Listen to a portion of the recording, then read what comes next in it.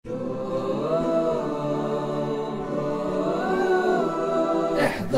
احذر من أسباب الغفلة.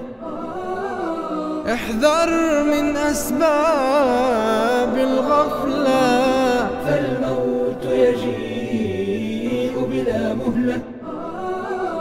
فالموت يجيء بلا مهلة. دنياك تضيع ولا تدري، والجاهل يمضي في جهله. احذر احذر من أسباب الغفلة. وتغفل عن درب المولى، عن غايات الدين المثلى. حين ترى الأفعال الفضلى تنساها من أول وهلة. يا من في الحيرة قد أمسى أيامك بحياتك تنسى. هل تلقى في بحرك مرسى، ويفوتك ميعاد الرحلة، ويفوتك ميعاد الرحلة. السلام علیکم و رحمت الله و برکاته. حمد الله را که پروردگار جهانیان است. پروردگار را بر پیامبر صلوات و سلام و برکات بفرست. همچنین به خاندان پاک سریشت، صحابگانی که پیشوا و با برکتند، همسرانشان که مادران مؤمنانند، بر ما هم همراه ایشان با لطف و مهربانیت صلوات بفرست و تو مهربان ترین مهربانانی. اما بعد برادران و خواهران، الله همه شما را نگهبان باشد. برای ما لازم است تا اطراف بیماری غفلت و نمودهای دردآور آن در زمان معاصر صحبت کنیم. نیست قدرت و توانایی بجز از قدرت و توانایی الله. از الله میخواهم که دلهای همه ما را از خواب غفلت بیدار کند و ما را به سوی خودش با صورت نیکو بازگرداند. آره، یکی از بیماری های خطرناک این غفلت از آخرت است. غفلت از آخرت. و بیشتر اهل دنیا از آخرت غافل هستند. حیات با سرعت می گذرد. انسانها به دنیا می آیند و از دنیا می روند. مثال آمد و رفتشان به مانند موجهای پرتلاطم بحر است. هر باری که موج به ساحل آمده می زند، موج دیگری پس از آن می آید. هرگاه چشمت به آن می افتد، یقین می کنی که آن آب غیر از آن آبی است که لحظه پیش دیده بودی. زندگی می گذرد. این زندگانی دنیا بجز سرگرمی و بازی چیزی نیست. الله می گوید: وما هذه الحياة الدنيا إلا لهو ولعب وإن الآخرة لهي الحيوان لو كانوا يعلمون. یعنی سرای آخرت حیات دائمی، ابدی و باقی است اگر می دانستند. و آنها را از روز حسرت و پشیمانی بترسان، چون کار به انجام رسانیده شود و آنها در غفلت باشند و آنها ایمان نمی آورند. آخرت فرا رسیدنی است. همان گونه که علی رضی الله عنه می فرماید آخرت در حال فرا رسیدن است و دنیا در حال رفتن است. و هر یک از این دو فرزندانی دارند. پس از جمله فرزندان آخرت باشید و از جمله فرزندان دنیا نباشید. همانا امروز عمل هست و حساب نیست. و فردا روز قیامت حساب است اما عمل نیست.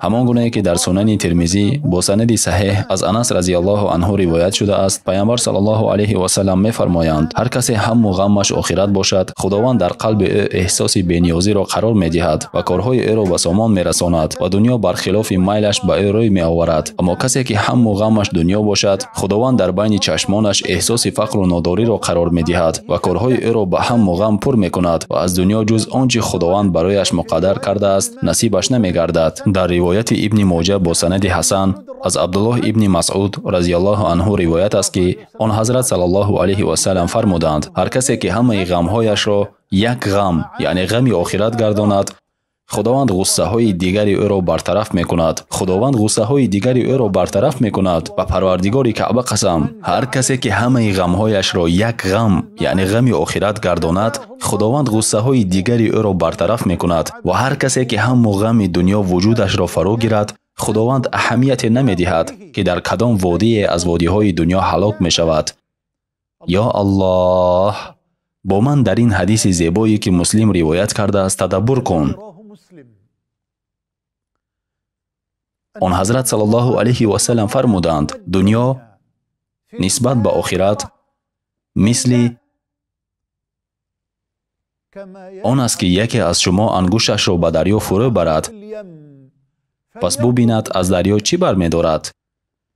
اگر انگشتانت را در بحر یا در دریا فرو بردی،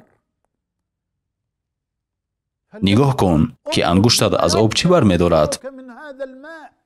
هیچ چیز. این حقیقت دنیا است در آخرت. با وجود این بیشتری ما از آخرت غافل می‌شویم. برای آن روز عمل نمی‌کنیم.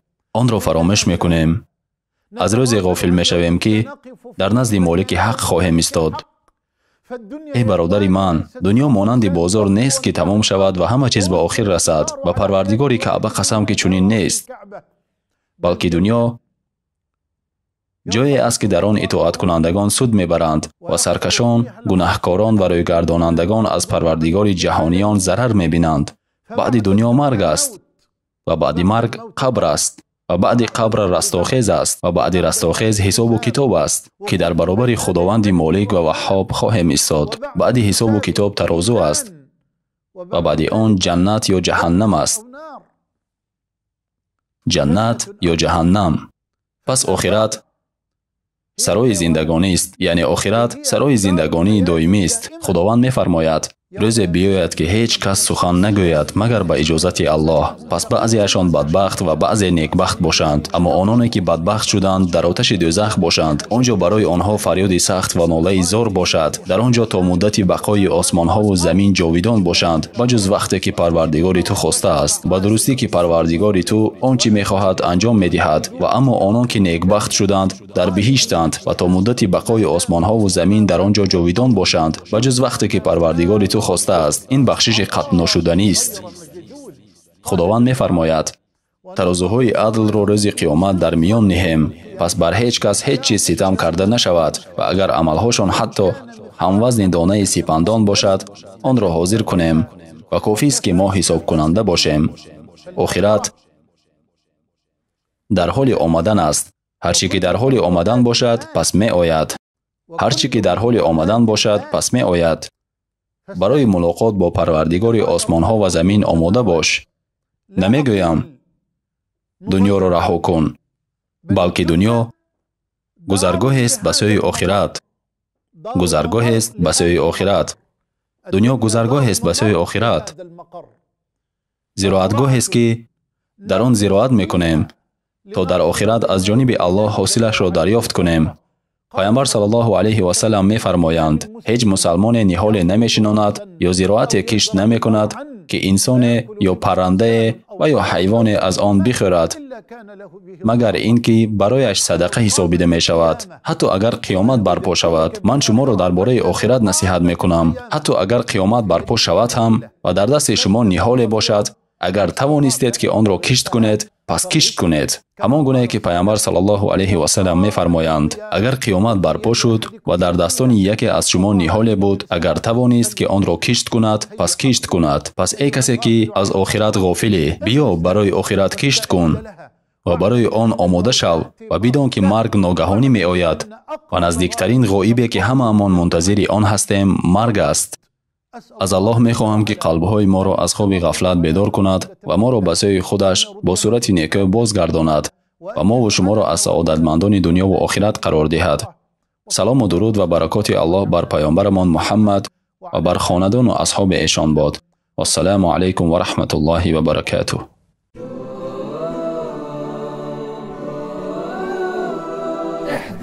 احذر من أسباب الغفلة.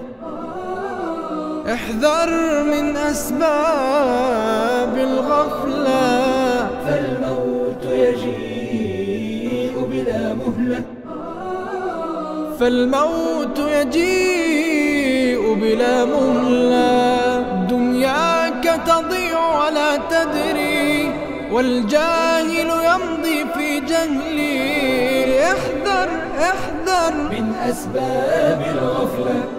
وتغفل عن درب المولى، عن غايات الدين المثلى. حين ترى الأفعال الفضلى تنساها من أول وهلة. يا من في الحيرة قد أمسى أيامك بحياتك